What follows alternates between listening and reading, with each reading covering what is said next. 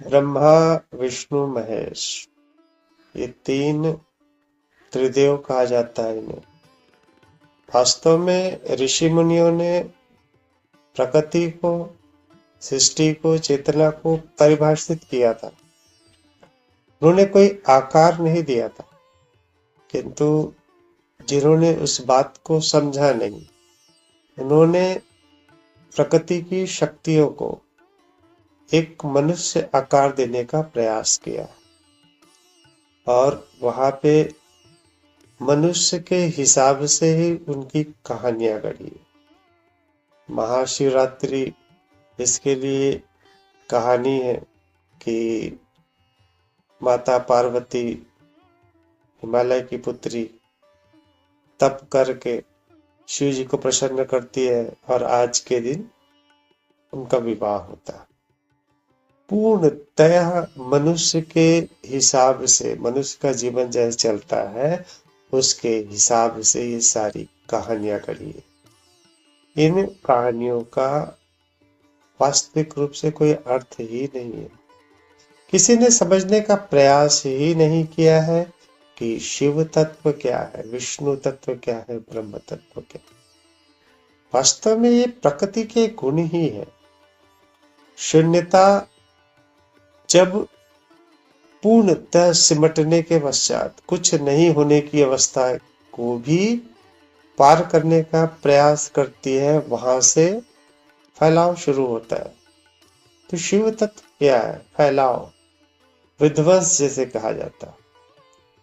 उसे छोटे छोटे टुकड़ों में बांटना, जो भी शून्यता से परे है, जो शून्यता से को हटाने को में सहायक हो रही है, उसको हटाने का कार्य ये है शिव तत्व। चेतना विष्णु तत्व और शिव तत्व के गुणों के कारण ही गतिमान प्रतीक होती है। एक घटना घटती है संकुचन की, दूसरी घटना घटती है विखंडन की। कि कोई परमात्मा या चेतना कोई आकार नहीं है, ये परम शून्यता है। कुछ नहीं होने की अवस्था को प्राप्त करने का प्रयास परमात्मा की शक्ति होती है। हमने कभी इस बारे में समझने का प्रयास ही नहीं किया है। हमने उसे एक अंधविश्वास की संज्ञा दे रखी है। वो अंधविश्वास भी कार्य करेगा, निश्चित तौर पे कार्य करेगा, यदि आप उस शक्ति को, जिसको भी आप पूजते हैं, उसके प्रति समर्पण हो, श्रद्धा हो, प्रेम हो, भक्ति अपने आप से प्रकट होगी। और भक्ति इतनी विशाल हो जाए कि सिवा उस समर्पण के पूरे ब्रह्मांड में कुछ भी ना हो, अद्वैत हो जाए पूर्णतः।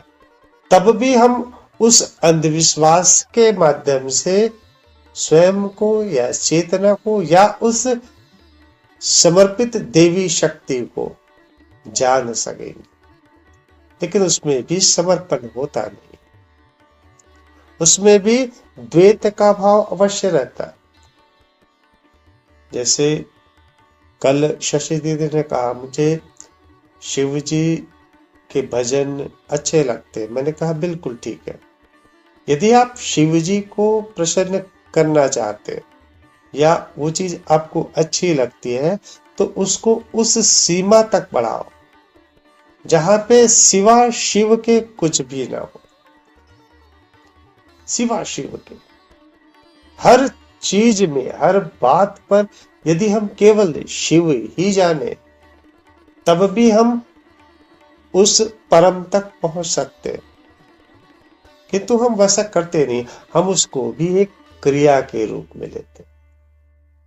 आप देखिएगा, शिव जी के बारात निकलेंगे अलग अलग जगह पे, लोग अपनी भव्यता, अपने शक्ति को प्रदर्शन करेंगे और यह बताने का प्रयास करेंगे कि मैंने जो जुलूस निकाला उसमें लोग अधिक थे, वहां पे भक्ति की कोई बात ही नहीं हो रही है।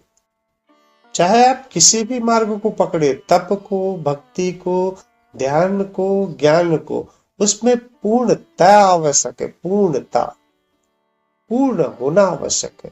यह आवश्यक नहीं है कि आप उस क्रिया को किस हिसाब से कर रहे हो, जिस तरीके से करो, कोई दिक्कत नहीं है, किंतु पूर्णता आवश्यक है। लेकिन कहीं भी पूर्णता दिखलाई नहीं देती। लोग मंदिरों में लगे होंगे, आज शिव जी है तो शिव जी के मंदिर में लगे, नवरात्रि आएगा तो दुर्गा के मंदिर में रहेंगे, जन्माष्टमी आ गए तो कृष्ण के मंदिर में रहेंगे। ये क्या प्रदर्शन कर रहा है? ये अपने अस्तित्व को बनाए रखने का निरंतर प्रयास है। अपना कौन? काल्पनिक मैं किसी भी पर्व को गलत नहीं कहता, मैं किसी भी मान्यता को गलत नहीं कहता। मैं कहता हूं आप जिस मान्यता के साथ हो, केवल वो मान्यता को ही रखो, स्वयं के अस्तित्व को भुला दो। आप स्वयं को जान जाओ। यदि आप स्वयं की खोज कर रहे हो तो सिवा आपके कुछ भी ना हो। काल्पनिक मैं की बात नहीं कर रहा हूं, मैं बात कर रहा हूं चेतना की। चेतना को समझिए। भक्ति प्रदर्शन की वस्तु है नहीं, भक्ति एक भाव है। वो भक्ति उत्पन्न होती है आपके समर्पण से, आपके प्रेम से, आपकी श्रद्धा से।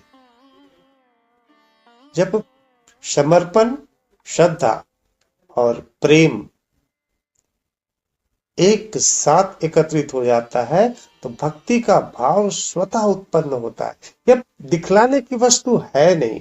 दिखलाने की प्रक्रिया जो हो रही है वह उस काल्पनिक मैं को प्रोत्साहन देने के लिए हो रहा होता है।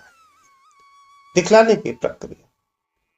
भक्ति के तो आपको हजारों उदाहरण मिलेंगे। हनुमान जी की भक्ति देखिए, मीरा की भक्ति देखिए, तुलसीदास की भक्ति देखिए, कबीरदास की। कितने लोग मिलेंगे आपको भक्ति रस के लिए। अंधविश्वास उत्पन्न करने वाले हम खुद होते हैं, क्योंकि हमने कभी उसको परखने का प्रयास ही नहीं किया होता, कभी इसको समझने का प्रयास ही नहीं किया होता है।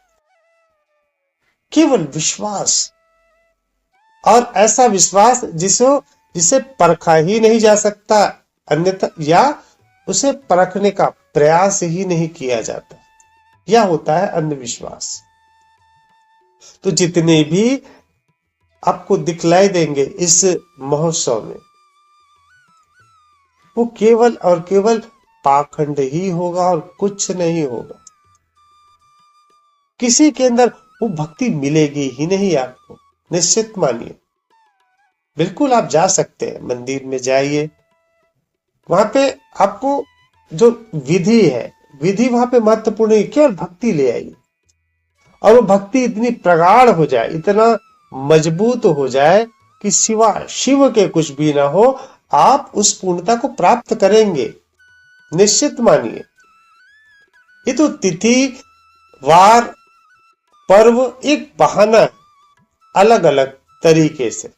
ऋषि मुनियों ने ये तिथियां इसलिए बनाई है कि आपके अंदर किसी भी रूप में भक्ति भाव आ जाए, बस, और कुछ है नहीं।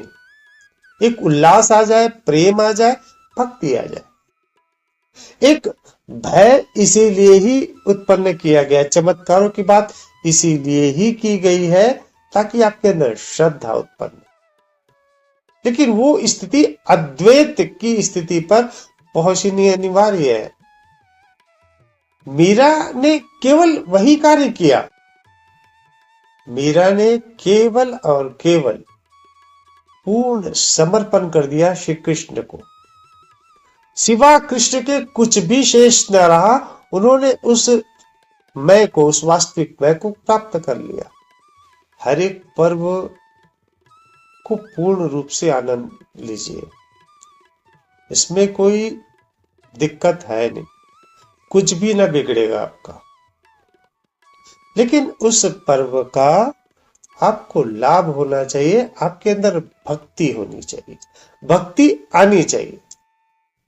यदि उस भक्ति के समय आपने स्वयं को भुला दिया, चाहे कुछ पलों के लिए ही क्यों ना हो, आप उस आनंद में पहुंच ही जाएंगे।